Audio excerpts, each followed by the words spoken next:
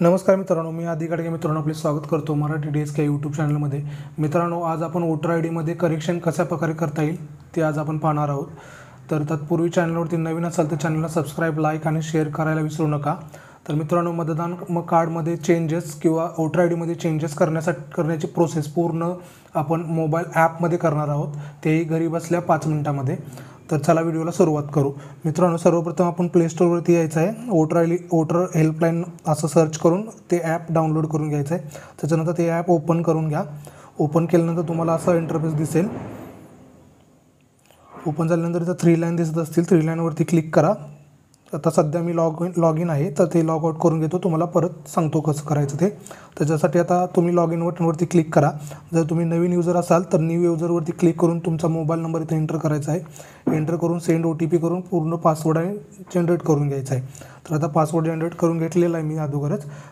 त्यामुळे आता मी इथं मोबाईल नंबरने लॉग इन करतो. तर जो मोबाईल नंबर तुम्ही रजिस्ट्रेशन कराल त्या मोबाईल नंबर एंटर करून इथे तुम्ही पासवर्ड टाकून तुम्ही इथं लॉग इन करून घ्यायचं आहे. त्याच्यानंतर पासवर्ड टाकल्यानंतर सेंड OTPवरती क्लिक करायचं आहे. आता जो तुम्ही रजिस्टर मोबाईल नंबर केला असेल त्या नंबरवरती OTP जाईल, तो OTP इथं टाकून घ्या. त्याच्यानंतर सिम्पली लॉग इन नाव बटनवरती क्लिक करा. लॉग इन नाव बटनवरती क्लिक केल्यानंतर तुम्हाला असा इंटरफेस दिसेल. आता वोटर आय डीमध्ये चेंजेस करण्यासाठी तुम्हाला इथे वोटर रजिस्ट्रेशन दिसत असेल, तर वोटर रजिस्ट्रेशनवरती क्लिक करा.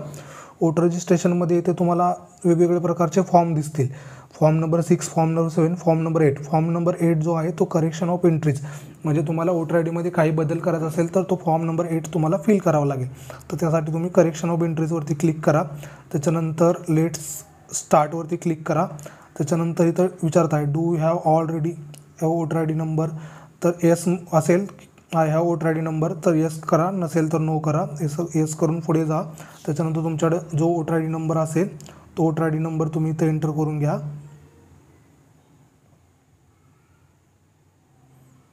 Voter I D number enter केल्यानंतर तुम्हाला इथं आता तुमचं राज्य कोणतं आहे किंवा स्टेट कोणतं आहे ते सिलेक्ट करायचं आहे. त्याच्यानंतर पॅच डिटेल्सवरती क्लिक करायचं आहे.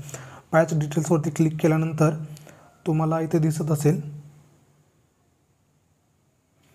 We have found this record, म्हणजे तुमचं त्या वोटर आय डीचं रेकॉर्ड सापडलेलं आहे. तर त्याच्यानंतर सिम्पली प्रोसीड बटनवरती क्लिक करायचं आहे.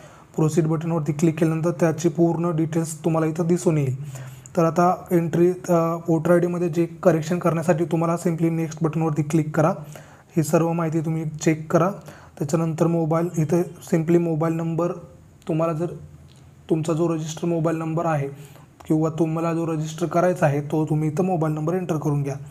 तर मोबाईल नंबर एंटर करून घेतल्यानंतर सिम्पली नेक्स्ट बटनवरती क्लिक करायचं आहे.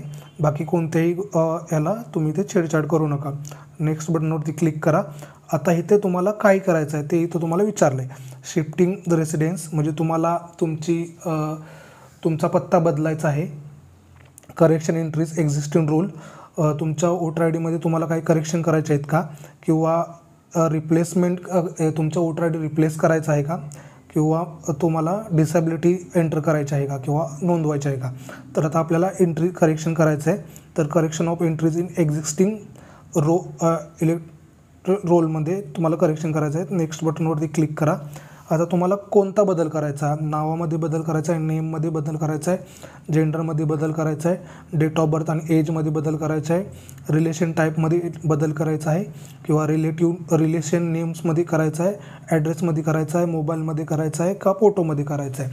तर आता आपल्याला करायचं आहे रिलेशन नेममध्ये चेंजेस करायचे आहेत. तर रिलेशन नेमवरती क्लिक केलं, नेक्स्ट बटनवरती क्लिक केलं. आता आपल्याला रिलेटिव्हचं जे नाव टाकायचं आहे ते इथं एंटर करून घ्या.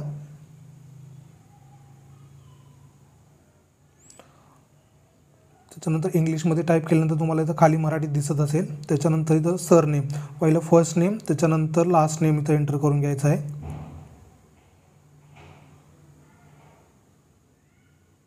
फर्स्ट इंग्लिशमध्ये, त्याच्यानंतर आपल्या लोकल लँग्वेजमध्ये इथं एंटर करून घ्यायचं आहे. तुम्हाला जो नेम चेंज करण्यासाठी प्रूफ इथं द्यावं लागेल. तर आता इथं अपलोड बटनवरती क्लिक करायचं आहे आणि ज्या व्यक्तीचं तुम्हाला बदल करायचा आहे त्या व्यक्तीचं आधार कार्डवरती क्लिक करून आधार कार्ड घ्यायचं आहे आणि आधार कार्ड इथे अपलोड करायचं आहे. आधार कार्ड केल्यानंतर इथं तुम्हाला सिम्पली नेक्स्ट बटनवरती क्लिक करायचं आहे.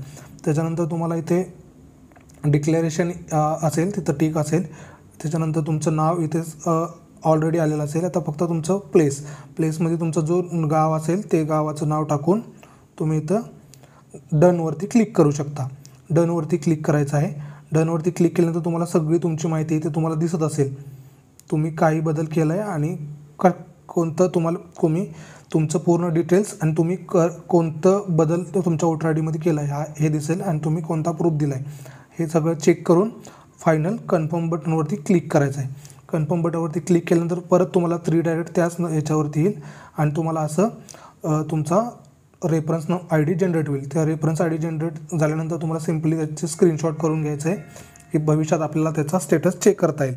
आता मित्रांनो इथे ओके बटनवरती क्लिक करा. तुम्ही मेन पेजवर जाचाल. आता तुम्हाला ह्याचा स्टेटस चेक करायचा असेल तर स्टेटस चेक करण्यासाठी सिम्पली परत तुम्हाला वोटर रजिस्ट्रेशनवरती क्लिक करायचं आहे आणि तुम्हाला इथे दिसत असेल track status of your form याच्यावरती तुम्हाला सिम्पली क्लिक करायचं आहे. आता तुम्ही जर तुमच्या लॉग इनमधून फॉर्म भरा असेल तर तो ॲटो सेव्ह होतो. ॲटो सेव्ह झाल्यानंतर तुम्हाला इथे तुमचा फॉर्म दिसत असेल तर तुमचा फॉर्म दिसत असेल त्याच्यावरती क्लिक करा आणि तिथं स्टेट महाराष्ट्र सिलेक्ट करा आणि इथं फक्त सिम्पली फॉर्म नंबर 8 वरती क्लिक करा. तुम्ही जो फॉर्म भरला असेल ते तुम्हाला तुमचा जो फॉर्म भरला आहे त्याचं ट्रॅकिंग दिसत असेल. आता आपण आज फॉर्म भरला आहे तर सबमिटेड दिसतं आहे. तर आता तुम्ही 14 ते 15 दिवसात तुम्हाला या प्रोसेस तुमचं नेम करेक्शन होऊन जाईल आणि तुम्हाला SMS थ्रू जो तुम्ही मोबाईल नंबर दिला आहे त्याच्यावरतीही तुम्हाला समजेल. अदरवाईज तुम्ही इथे येऊन स्टेटस चेक करू शकता. तर मित्रांनो हा व्हिडिओ तुम्हाला कसा वाटला नक्की कळवा.